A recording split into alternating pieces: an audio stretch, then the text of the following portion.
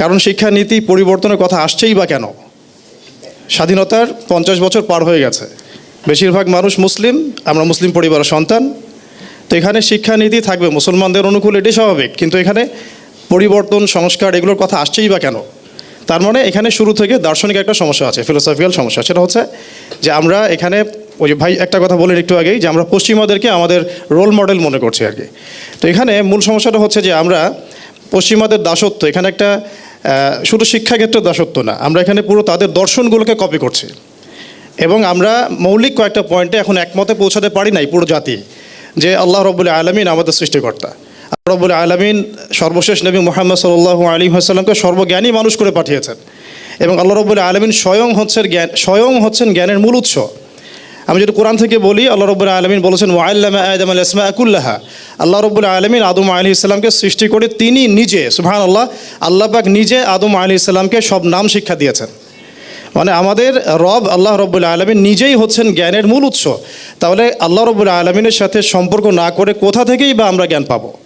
তাহলে আমরা এখন জ্ঞান অর্জন করতে যাচ্ছি পশ্চিম থেকে, অথচ আল্লাহ সুবহানাহু ওয়া তাআলা নিজেই জ্ঞানের উৎস। এরপরে আমরা দেখছি যে সেই জ্ঞানের মানদণ্ডে আমাদের পিতাকে আল্লাহ রাব্বুল আলামিন ফেরেশতাদের সামনে সম্মানিত করেছেন, সিজদা করতে বলেছেন। আমি এখানে সবগুলো কোটেশন বলতে সময় পাচ্ছি না, তো বলা উচিত হবে না, এখানে সবাই জানেন মাশাআল্লাহ। আর কথা হচ্ছে আল্লাহ পাক বলছেন এটাও যে তোমরা কিছু জানতে না, আমি তোমাদেরকে জ্ঞান শিক্ষা দিয়েছি, তোমরা কিছুই জানতে না। ইকরা বিসমি রাব্বিকাল্লাযী খালাকের পরে আপনারা পড়বেন আল্লামাল ইনসান মা লাম ইয়ালাম। আল্লাহ পাক মানুষকে সেই জ্ঞান শিক্ষা দিয়েছেন যা মানুষ জানতোই না।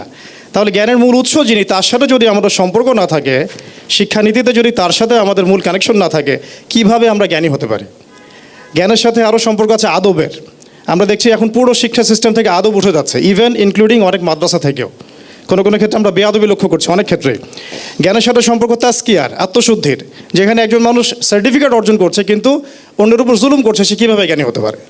সেখানে আত্মশুদ্ধির প্রশ্ন উঠবে।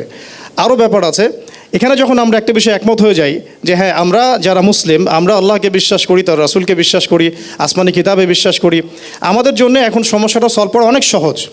আমাদের জন্য এখন প্রবলেমটা যেহেতু আমরা ফাইন্ড আউট করতে পেরেছি, সমস্যার সলিউশনটা কি? একটাই কাজটা হচ্ছে আমাদেরকে সেই স্বর্ণযুগের আদলে, মুসলিমদের স্বর্ণযুগের আদলে এমন একটা শিক্ষানীতি প্রণয়ন করা, যেখানে আমার ছেলে মাশাআল্লাহ একজন ইমাম হবে, পাশাপাশি সে একজন জেনারেল শিক্ষিত ভালো মানুষ হিসেবে পরিণত হতে পারে। যেমন আপনারা যদি একটা প্রশ্ন থ্রো করেন যে কোনো মসজিদ ইমামকে আপনারা যদি দেখেন, 80% ইমামকে আপনি ইংরেজিতে একটা ইসলামিক স্পিচ দিতে শুনবেন না হয়তোবা। কেন পারবেন না তিনি? আবার একই সাথে কোনো পলিটিশিয়ানকে আপনি দেখছেন না, ইল্লা মাশাআল্লাহ, আল্লাহ যদি চান তাহলে হতে পারে, কেউ নামাজের ইমামতি করতে পারছেন না। তাহলে সমস্যাটা কিন্তু আমি নিজেই সমস্যার একটা রোল মডেল। ধরেন আমি একজন জেনারেল ব্যাকগ্রাউন্ডের মানুষ, আমি 15-20 বছর পড়াশোনা করেছি। এখন 15-20 বছর পড়াশোনা করার পরে আমি কোরআনটুকু তেলাওয়াত করতে পারছি না, আমি 10টা হাদিস বলতে পারছি না, 10টা সূরা অনুবাদ করতে পারছি না। তাহলে প্রবলেমটা তো আমরা নিজেরাই। প্রবলেমের যে শেকড় বা প্রবলেমের যে একটা দৃষ্টান্ত, এটা আমরা নিজেদের দিকে তাকালেই বুঝতে পারবো। একই সাথে আমরা যদি দেখি মাদ্রাসা ব্যাকগ্রাউন্ডের অনেক মানুষ, তাদেরকে যদি আপনারা জিজ্ঞাসা করি যে ইকোনমিক্সের এই বিষয়গুলো বোঝেন কিনা, জিওপলিটিক্সের এই বিষয়গুলো বোঝেন কিনা, দেখা যাবে মেজরিটি সংখ্যকই এই বিষয়গুলো বুঝতে পারছেন না। তাহলে প্রবলেম কিন্তু স্পষ্ট। প্রবলেমটা কি তাহলে? প্রবলেমটা হচ্ছে শিক্ষার মেরুকরণ। আমাদের এখানে চলছে একটা দ্বিমুখী শিক্ষার একটা মেরুকরণ চলছে। শিক্ষা ব্যবস্থা একমুখী না, এটা মেরুকরণ। যারা মাদ্রাসা ব্যাকগ্রাউন্ডে পড়াশোনা করছে তারা জেনারেল শিক্ষার অনেকটাই শিখছে না, অনেকটাই অল্প কিছু শিখছি, কিন্তু এটা এই ওয়ার্ল্ডকে ডিল করার জন্য মোটেও যথেষ্ট না। আবার যারা আমরা মাদ্রাসা শিক্ষায় শিক্ষিত হচ্ছি, জেনারেল শিক্ষায় শিক্ষিত হচ্ছি, তাদেরকে দেখা যাচ্ছে পেটে বোম মারলেও একটা হাদিস বের করতে পারছেন না। পেটের মধ্যে একটা যদি বোমও ফেলেন, একটা হাদিস এবারও সহ সে বলতে পারছে না। আমরা নিজেরাই কিন্তু এখানে এক্সাম্পল, অনেকেই এটা ভুক্তভোগী আমরা। এখন আমাকে বলেন যে সেই ব্যক্তি যদি আলেম হতে চায়, তার কোনো রাস্তা খোলা নাই কিন্তু তার সামনে, সে কিন্তু আবার 15 বছর পিছনে গিয়ে মাদ্রাসায় ভর্তি হতে পারবে না।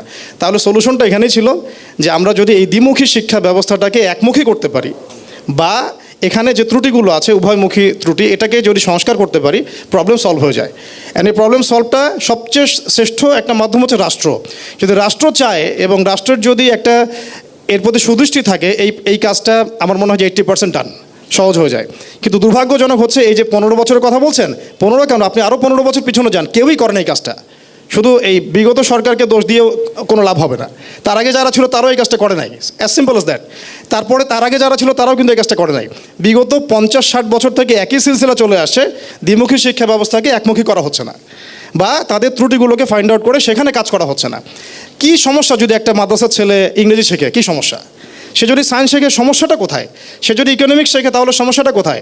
আমি কয়েকদিন পরে ইনশাআল্লাহ দাওরা হাদিস পরীক্ষা দিব। আমি বিশ্বাস করেন এখনও দাওরা হাদিস পরীক্ষা দিতে পারি নাই। আমি দাওরা হাদিস পরীক্ষা দিতে যাচ্ছি, কিন্তু এরপরে আমি কোন ফ্যাকাল্টিতে যাব?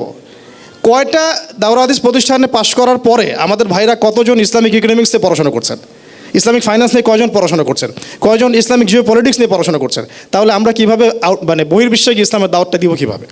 তাহলে প্রত্যেকটা জায়গাতেই কিছু না কিছু ত্রুটি আছে। আবার আমাদের এই যে জেনারেল শিক্ষিত ভাইরা, তারা যারা এই যে মাস্টার্স পর্যন্ত পড়ছেন, বিশ্বাস করেন এরপরে তারা গিয়ে ইসলামিক মক্তবের পড়াশোনাটুকু করতে পারছেন না। আমাদের ঘরে এক্সাম্পল আছে, কোরআন তেলাওয়াত করতে পারছেন না, সূরা তেলাওয়াত করতে পারছেন না, কেরাত শুদ্ধ না, ওযুর মাসালা বলতে পারছেন না। তাহলে আমাদের এখানে প্রিয় উপস্থিতি যারা আছেন, আমার চেয়ে আপনারা অনেক বিজ্ঞ, আমি শুধু পয়েন্টটা টাচ করছি যে এখানে এই দ্বিমুখী শিক্ষার যে মেরুকরণটা, এটা রাষ্ট্রে যেই আসুক, গভর্নমেন্ট এখন XYZ হুএভার হি ইজ, এটা আমার কাছে প্রশ্ন না। প্রশ্ন হচ্ছে যে যেই আসুন, যারাই থাকুন, এখানে দ্বিমুখী শিক্ষাটাকে একমুখী করার চেষ্টা করুন, অথবা দ্বিমুখী শিক্ষার মধ্যে যে প্রবলেমগুলো আছে এটাকে ফাইন্ড আউট করে নিজ নিজ ঘরানার মধ্যেই সংস্কার নিয়ে আসুন। এটা কিন্তু খুব সহজ এবং মানে আমার কাছে মনে হয় গঠনমূলক সমাধান হবে বটে ইনশাআল্লাহ। আর এটা করাটার জন্য আমি কয়েকটা জাস্ট আমার পক্ষ থেকে কয়েকটা নোট লিখে আনছি। আমি বলছি যে দুটো পদ্ধতি এখানে খুব মানে ফলপ্রসূ হতে পারে। যে মাদ্রাসা শিক্ষা ব্যবস্থায় যে কারিকুলামটা আছে, এই কারিকুলামটার মধ্যে যে জেনারেল শিক্ষার প্রয়োজন, এই প্রয়োজনীয়তা পূর্ণ এই সাবজেক্টগুলোকে অ্যাড করে দেওয়া যায়, এটা একটা কিন্তু সহজ সমাধান হতে পারে। অথবা আমাদের এই যে জেনারেল শিক্ষিত ভাইদের যে কারিকুলামটা, এই কারিকুলামের মধ্যে একদম প্লে থেকে নিয়ে মাস্টার্স পর্যন্ত গ্র্যাজুয়ালি ইসলামিক শিক্ষাটাকে কিন্তু অ্যাড করা যায়। কিন্তু এখানে আরও প্রশ্ন আসবে। আমরা এই তাত্ত্বিক কথাবার্তা বলছি, হয়তো এখানে আসছি বসছি, এই কথাগুলো উপর মহল পর্যন্ত যাবে, তারপর দেখা যায় আবার ঠান্ডা হয়ে যায়। ফেসবুকের যুগ, স্ক্রল করতে থাকে, 5 মিনিটের মতো সব মাথা থেকে গায়েব হয়ে যায় মানুষের। কথা হচ্ছে এই কথাগুলোর ইমপ্লিমেন্টটা কোথায়? এরকম আমাকে একটা প্রতিষ্ঠান বাংলাদেশে দেখান যেখানে প্লে গ্রুপ থেকে নিয়ে একেবারে মাস্টার্স পর্যন্ত জেনারেল এবং ইসলামিক এই দুটো এডুকেশনটাকে কম্বাইন্ড করে একটা সিলেবাস দেওয়া হয়েছে। বাংলাদেশে আমাদের ভাইরা এখানে আছে, প্রকাশনা সংস্থার অনেক ভাই আছেন। আমি যদি বলি যে ঢাকায় আমি একটা জায়গায় কিনেছি এত বিঘা, এখানে কনস্ট্রাকশন দাঁড় করিয়েছি, এখন আপনারা কি আমাকে প্লে থেকে নিয়ে মাস্টার্স পর্যন্ত একটা গঠনমূলক সিলেবাস দিতে পারবেন? প্রত্যেকটা ক্লাসে আমি কোন কোন বই কোন কোন বাচ্চাকে পড়াবো? না, আমার কাছে কিন্তু নাই। কোন কোন ক্লাসে আমি কোন কোন বই কোন কোন বাচ্চাকে মানে কোন সেমিস্টারে কী পড়াবো, কোনো গঠনমূলক সিলেবাস কিন্তু নাই। মালয়েশিয়াতে আছে, সৌদি আরবে আছে, ইউনাইটেড কিংডমে আছে, ইভেন অস্ট্রেলিয়াতে আছে। এখন দেখা যাচ্ছে আমেরিকার মতো কান্ট্রি এগুলো লঞ্চ করছে, কিন্তু আমাদের দেশে এখন পর্যন্ত আমরা এমন কোনো সিলেবাস লঞ্চ করতে পারলাম না যে আমার বাচ্চাকে আমি প্লে থেকে মাস্টার্স পর্যন্ত পড়াবো। প্রত্যেকটা ক্লাসে সে ইসলামিক বইগুলো পড়বে জেনারেলের সাথে সাথে। কোনো কারিকুলাম, কোনো সিলেবাস, তাত্ত্বিক কথাবার্তা আমরা বন্ধ করি। আসেন মূল জায়গাটাতে আসি। আমাদের কাজ আমি শেষ করে দিয়েছি 2 মিনিটে জাস্ট। মূল কথাটা হচ্ছে যদি মাদ্রাসা শিক্ষার মধ্যে আমরা জেনারেল সাবজেক্টগুলোকে, উপকারী সাবজেক্টগুলোকে অ্যাড করতে পারি, সমস্যা অনেকটা সলভ হয়ে যায়। আরেকটা হচ্ছে যদি আমরা এই ইসলামিক কারিকুলামের মধ্যে উপকারী জেনারেল শিক্ষাগুলোকে অ্যাড করতে পারি, সমস্যা আরেকটা হাত ঠিক হয়ে যায়। আর যদি এই দুটো আমরা রাষ্ট্রীয়ভাবে করতে না পারি, তাহলে অন্তত পক্ষে আমাদের মতো যারা শিক্ষা নিয়ে চিন্তা করি, আমাদের প্রজন্মের ভবিষ্যৎ নিয়ে আমরা চিন্তিত, তাদের উচিত হবে অ্যাটলিস্ট বেসরকারিভাবে এমন কিছু প্রতিষ্ঠান প্রণয়ন করা বা প্রতিষ্ঠা করা, যেখানে ফ্রম দ্য ভেরি বিগিনিং একদম মাস্টার্স পর্যন্ত আমাদের ছেলেরা যেন জেনারেল এবং ইসলামিক শিক্ষাটাকে একসাথে পায়। যদি এটা করতে পারি আমরা, আজকে রেজাল্ট না পেলেও ইনশাআল্লাহ আমরা আগামী 20 বছর পরে ইনশাআল্লাহ এমন একটা প্রজন্ম পাবো যে প্রজন্মের ছেলেরা ইনশাআল্লাহ পাইলটও হবে, প্লাস হাফেজও হবে, তাফসিরও করবে ইনশাআল্লাহ। এগুলো তাত্ত্বিক কথা না, আমি যেটা বললাম এই যে স্বপ্নটার কথা, এটা তাত্ত্বিক কথা না, এটা ইসলামের স্বর্ণযুগে হয়ে আসছে। এমন কোন ইমাম ছিলেন না যিনি একাধারে হাফেজ, দার্শনিক, আপনার আলেম, তাফসির কারক, মুহাদ্দিস এমন ছিলেন না। প্রত্যেকটা জ্ঞানতাত্ত্বিক শাস্ত্রে দক্ষ ছিলেন। এই যুগটা কিন্তু আমরা পার করে আসছি। লাস্ট 200 বছর 300 বছর আমরা যা দেখছি, এটা আমাদের চোখের সামনে মনে হচ্ছে এটাই বাস্তব। আসলে আপনারা যদি সালাফদের যুগগুলো দেখেন, উমাইয়াদের খেলাফত দেখেন, আব্বাসীয় খেলাফত দেখেন, বাগদাদের সেই শাসনগুলো দেখেন, দেখবেন যে এই জ্ঞান বিজ্ঞানের সূতিকাগার আমরাই করে দিয়েছি।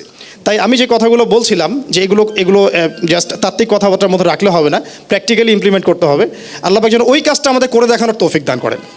আমরা এটা দোয়া করছি আজকে এখান থেকে যে আল্লাহ পাক আমাদেরকে যেন করে দেখানোর তৌফিক দান করেন, যে এমন কিছু শিক্ষা প্রতিষ্ঠান এবং শিক্ষা সিস্টেম আমরা চালু করতে পারি যেখানে আমার ছেলে দ্বিমুখী শিক্ষার মেরুকরণ থেকে বেরিয়ে ইসলামী শিক্ষাকে বুকে ধারণ করে ইনশাআল্লাহ কোরআন এবং হাদিসকে হাতে নিয়ে এই বিশ্বকে চ্যালেঞ্জ করতে পারবে ইনশাআল্লাহ। আল্লাহ পাক আমার সন্তানদেরকে কবুল করেন, আমিন।